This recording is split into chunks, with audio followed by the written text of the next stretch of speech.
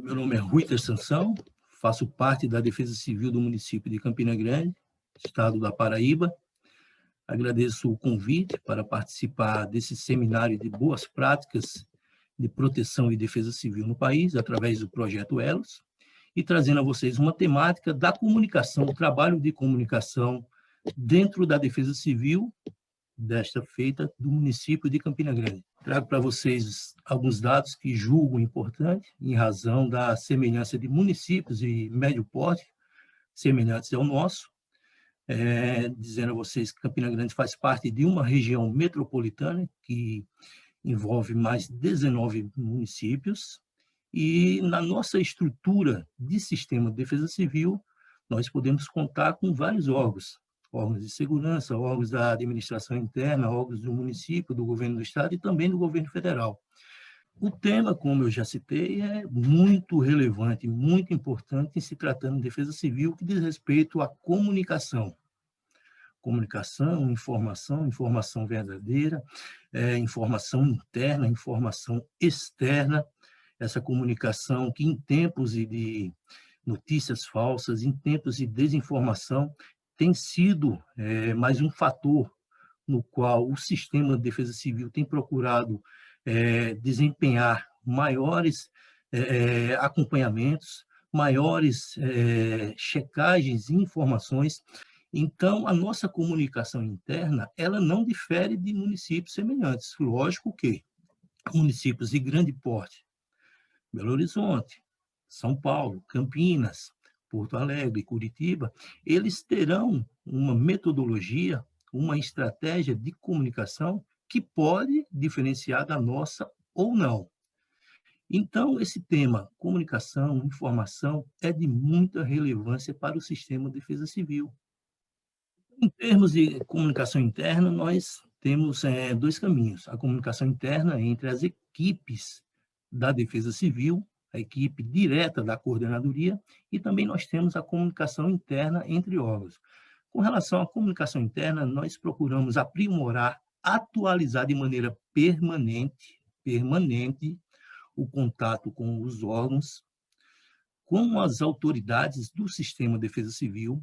Nós temos que fazer com nossa equipe interna avaliação periódica, atualização do nosso plano de contingência. Nós temos um monitoramento periódico com interação junto às comunidades. Nós temos a releitura das nossas atribuições, das nossas competências.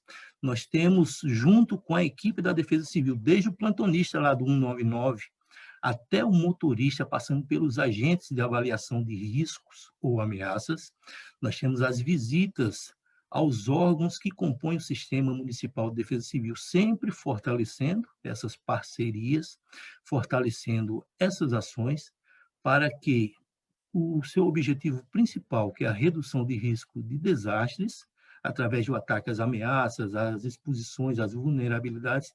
A todos eles também é bom lembrar, tanto da comunicação interna entre os profissionais da coordenadoria, quanto dos órgãos e também de alguns veículos de imprensa, nós temos a criação de grupo específico de comunicação via rede social. O mais popular hoje é o WhatsApp. E lembrando que a questão da comunicação interna, o fortalecimento, a melhoria, a estratégia para essa comunicação, ela não sofrer ruídos, nós estamos também dando cumprimento ao que determina a legislação, o Sistema Nacional de Defesa Civil, através dos seus artigos. O artigo 11, ele fala muito bem disso, promover sempre uma atuação integrada no âmbito do Sistema Nacional de Proteção e Defesa Civil. E essa atuação integrada, quando você tem uma boa comunicação, uma boa articulação, atualização dos contatos, você vai trazer uma maior eficiência e uma maior eficácia para os atendimentos. Essa atuação integrada, essa comunicação interna, através da participação dos vários entes, não apenas Coordenadoria de Defesa Civil, mas os vários órgãos a nível regional de defesa civil, ela é de fundamental importância. Comunicação externa entre órgãos do sistema de defesa civil, sempre atualizando contatos, atualizando plano de contingência, fundamental, fazendo uma releitura da doutrina, da legislação, a legislação mais nova de defesa civil, ela remete a dezembro do ano passado. Tradicionalmente, os grandes veículos de imprensa, eles trabalham a questão do desastre na resposta, na ocorrência do desastre. É muitas vezes desinteressante você levar ações de prevenção, mitigação ou preparação que são fundamentais, você conseguir sensibilizar, você conseguir tornar atraente esse tipo de ação para os veículos de imprensa tradicional. Então, é de fundamental importância que você, profissional de defesa civil, identifique na sua região, né, os veículos de imprensa, os profissionais que se interessam por esses temas. O interesse coletivo, isso aí é máxima do jornalismo. Ele tem que ser a meta principal, em detrimento do interesse individual, né? Nós temos que conhecer os riscos, nós temos que levar a população, ao profissional de imprensa, que muitas vezes ele trabalha na sua especialidade, né? Mas nós temos que trazer o profissional de imprensa, nós temos que bem informar com relação às ações de defesa civil, principalmente cobrando, conhecendo o risco e cobrando medidas preventivas para a redução desse risco.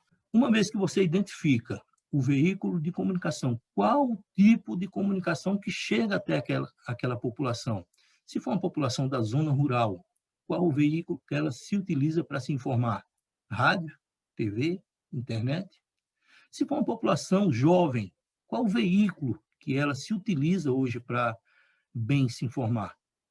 Que a Defesa Civil, de maneira muito interativa, né, você dispõe dos seus planos de contingência, do seu mapeamento de área de risco, dos seus contatos pessoais sempre atualizados, você tendo aquele feedback, você tendo um profissional para responder aos comentários, responder às indagações, de maneira que você vá transformando aquele seu perfil em um perfil confiável, no qual o usuário da rede social possa ter também naquele perfil um instrumento de consulta, um instrumento de redução de risco, um instrumento de participação e construção coletiva de uma defesa civil mais eficaz e eficiente no seu município.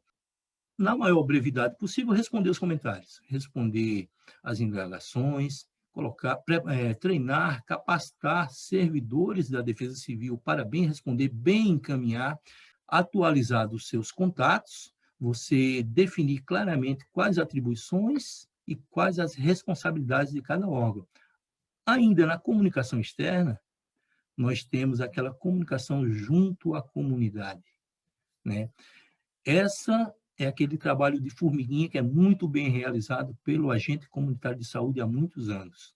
Então, a Defesa Civil, acompanhando o trabalho do agente comunitário de saúde, aqui na região de Campina Grande, nós procuramos estabelecer alguns parâmetros, alguns trabalhos semelhantes ao agente comunitário de saúde, mas procurando despertar junto a essas comunidades o interesse com relação a questões de proteção e defesa civil, principalmente numa linguagem clara, objetiva e de fácil compreensão.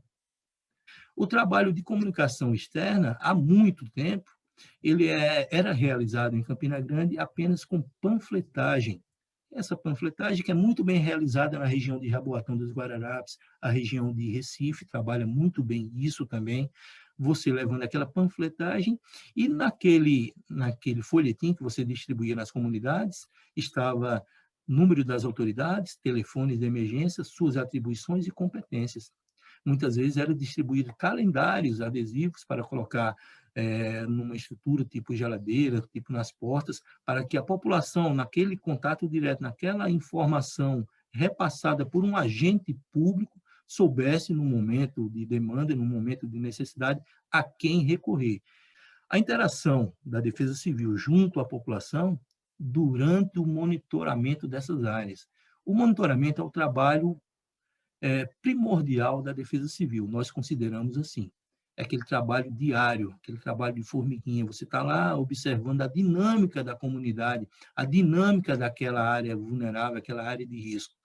E esse monitoramento deve ser permitido que o cidadão, a cidadã, a população se dirija até o agente de defesa civil e traga a sua sugestão, traga a sua demanda, troque aquela ideia que julgue necessária e também absorva aqueles conhecimentos a partir do agente da Defesa Civil. Fundamental importância que a população participe, essa linguagem que o agente da Defesa Civil procure levar seja de maneira mais clara possível, democrática, e você trabalhar principalmente nesses períodos, combater a desinformação, combater aquelas notícias falsas que têm prejudicado não apenas o sistema de defesa civil, mas outros sistemas que atuam com redução de risco de desastres.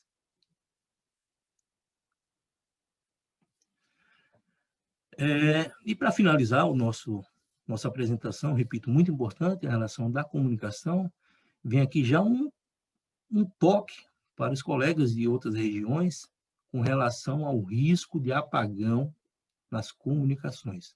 Isso já é fato recorrente, inclusive já aconteceu hoje aqui em nossa cidade, né? E a possibilidade existe sim de risco de apagão em grandes municípios, principalmente sul e sudeste, por conta da crise hídrica e da crise hidrelétrica que se apresenta por aí. Então, é interessante que os municípios se atualizem, cadastrem, procurem saber o trabalho da RENER, a Rede Nacional de Emergência de Radioamadores, que faz parte do sistema de defesa civil. É bom que o agente de defesa civil conheça um radioamador de sua cidade. Nós sabemos que, diversas vezes, o radioamadorismo é quem tem socorrido atendimentos de emergência, seja do sistema de defesa civil, seja em período eleitoral também, e seja em ações de saúde, e agora no período da pandemia. É interessante que o município esteja habilitado com relação a isso. É interessante que os municípios preparem planos de contingência, sim, para questões de riscos com problema de comunicação. Essas comunicações prévias aos demais agentes de defesa civil e autoridades, em caso de comunicação, ela deve ser feita de maneira periódica. E uma mensagem importantíssima, a boa e velha agenda telefônica. Nós não podemos ficar apenas confiando na tecnologia, no celular, naquele contato. Um telefone de emergência de uma autoridade, do Corpo de Bombeiros, da Defesa Civil, da Secretaria de Saúde, de uma Secretaria de Infraestrutura, muitas vezes pode estar impossibilitada pela falta de uma bateria, por exemplo, por um furto, um roubo de um aparelho desse. Então, muitas vezes, você que faz parte do sistema de defesa civil, muitas vezes poderá ficar impossibilitado de manter contato com uma autoridade do sistema de defesa civil, simplesmente por falta do seu contato. Então, aquela boa e velha agenda, ela tem que ser resgatada, tem que ser mantida atualizada e trabalhada. Em cima disso, nós podemos, já encerrando, concluir que nós devemos, na comunicação, despertar o interesse da população para que ela atue diretamente, ela cobre os seus direitos, ela participe, sempre numa linguagem bastante objetiva, bastante clara e democrática. Contribuir com os veículos tradicionais de comunicação em assuntos diversos de defesa civil. Tornar interessante o assunto de proteção e defesa civil.